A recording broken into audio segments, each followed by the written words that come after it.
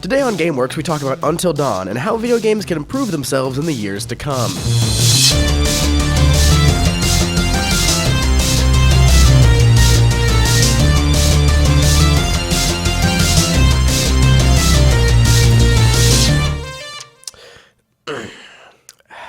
Oh shit! Episode started. Game is good. It's a good game. All right, see you later, everybody.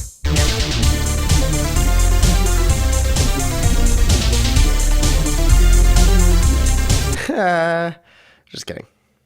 Now, video games have needed to learn some new lessons for a while now. So many games are coming out that seem to try to do the same thing as the games have done in the past, but never really improve on any of the formulas that those earlier games introduced. Now, if I was a cynical man, I'd say it's just to cash in on the goodwill of previous good games that have come out before, but I mean, who would say that? I'm not saying that. What? No.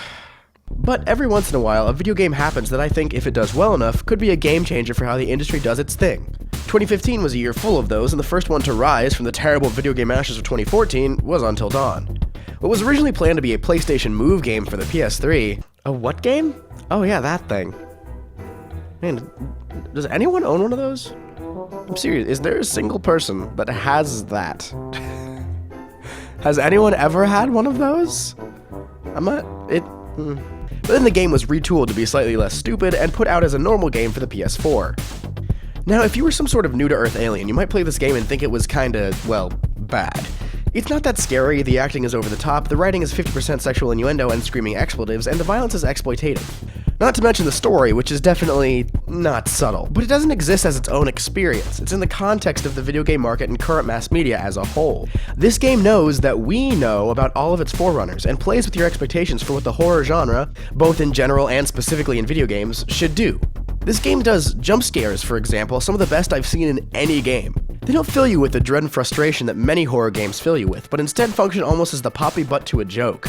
Pretty much every moment where you think, yep, and here's a jump scare, there's a jump scare. It's almost like it's designed for people who have been desensitized to these kind of scares by mass media. And I mean, think about it, to have a few predictable jump scares is one thing, but to craft a bunch of situations that imply jump scare and then fulfill it is basically like telling a joke. You set up the expectation, and there's a payoff. But that payoff is often subverted, making it more funny and weird than actually, scary. The few times they deviate and do one that's actually scary, it's done so over the top and blatantly that it basically achieves the same effect. It's more silly than actually scary. Holy shit! And this makes this game just a joy to play. It's just scary enough through atmosphere and tone to be intriguing while not so scary as to be annoying and a drain on your energy. They manage the impressive feat of incorporating clues towards nearly every single kind of horror that exists. Ghosts, arsonists, murderers, thrillers, evil clowns, psycho killers, body horror, gore, Native American spirits, crazy arsonists, asylum horror, evil dolls, evil psychologists, zombies, cannibals, zombie cannibals. However, they managed to do this while also having a coherent story that adds up together perfectly in the end.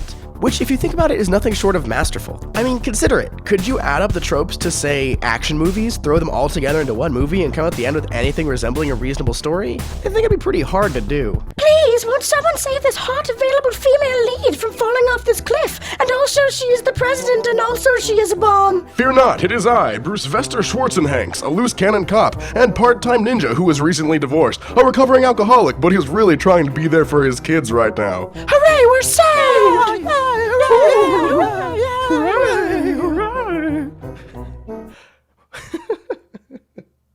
Yeah, it doesn't super work, but somehow Until Dawn makes it work, and so smoothly that you don't really even notice it until further reflection. At the beginning, it leaves really any horror possibility open, and by the end has somehow still crafted into a unique whole with no real loose ends.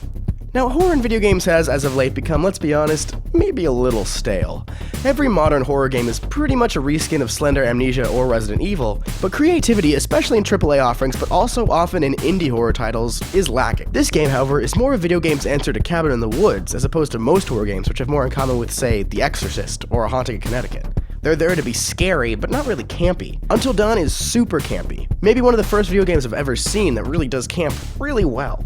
It delights in the ridiculousness of its own story and oozes with atmosphere. Between its over-the-top and intentionally cliched character dialogue, ham-fisted jump scares, and tropey camera angles. It also does this while incorporating a malleable story without sacrificing pacing, successfully obfuscating where the decisions will lead without being arbitrary and frustrating. It has just enough player choice in the story to make it feel like your decisions matter, but not so much as to sacrifice being coherent. It'd be really easy to make a game where your character choices just make random things happen that you would have never seen coming. That would have just led to a very frustrating experience as a gamer. On the other side of the coin, it's really easy to craft a system where your choices seem obvious. And that can be equally as frustrating because then it just isn't any fun.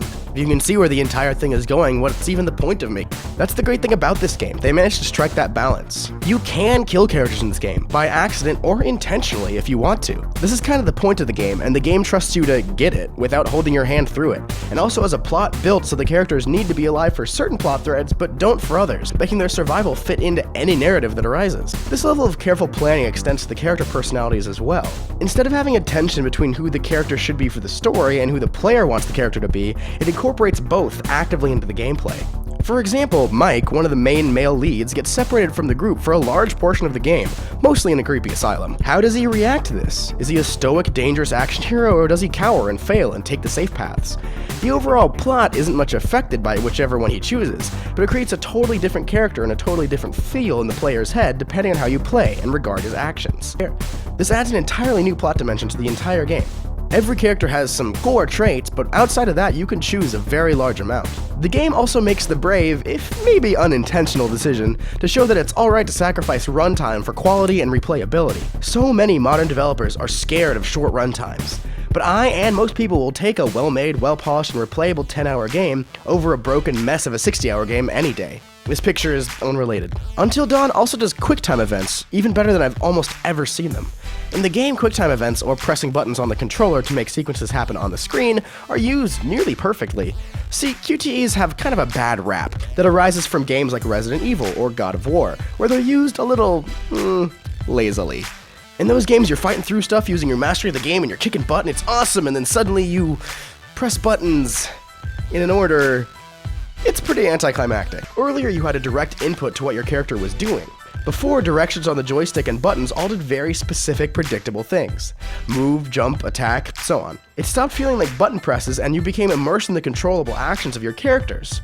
But with QTEs in many games, they represent a change in the basic way you play the game, wrenching you out of the experience and reminding you, oh wait, yeah, I'm just playing a game right now with buttons and a screen. My life's a lie and nobody likes me. But Until Dawn is built from the ground up with QTEs in mind, not shoved in later as a lazy boss fight. Choice QTE sections are very often separated into quicker and safer options, meaning that one choice will achieve something faster, maybe meaning you'll get away from something or race to someone's rescue faster, while the other is safer, containing fewer and slower QTEs to limit the danger of losing someone to a mistake, while also posing the danger that you will reach your destination too slowly. It uses QTEs to raise the stakes instead of lowering them, raising the tension of the games with the real-time choices you have to make about how much you value each character's safety and chances for survival, and how much you trust your own skills. Sometimes, though, to make a character survive, you have to go down one really difficult QTE, because sometimes you have the choice and sometimes it's just hard. These QTEs feel earned. It feels like a real test and application of your skills as someone who plays this game and not just as a lazy cop-out to push buttons.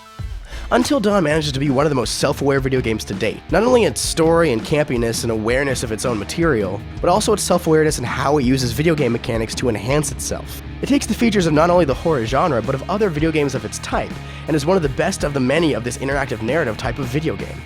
Oh, hi David Cage. It's weird that you're here, because nothing I've been saying has anything to do with you. No, I don't think so. No. I see you brought all of Quantic Dream with you. That's weird. Hey guys, how you doing? Hey, Mary, how's the baby? Baby doing good?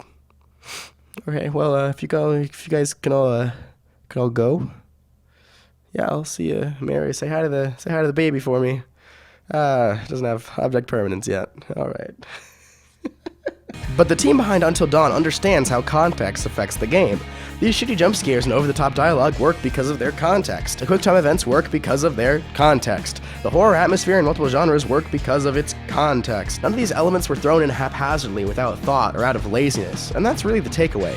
Especially in a medium so dependent on immersion, even the small mistakes and slapdash inclusions can deeply affect your final product. Thinking through every context for the multitude of player experiences your game can provide and designing around that is what the AAA market hopefully takes to heart in the years to come from the success of this game. I'll see you guys next time.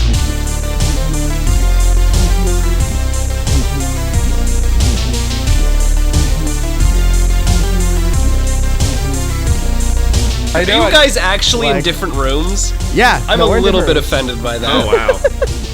The game hints at all these possibilities, but doesn't ever fully imply or choose one, giving you space to immerse yourself, but also to find an interpretable mystery.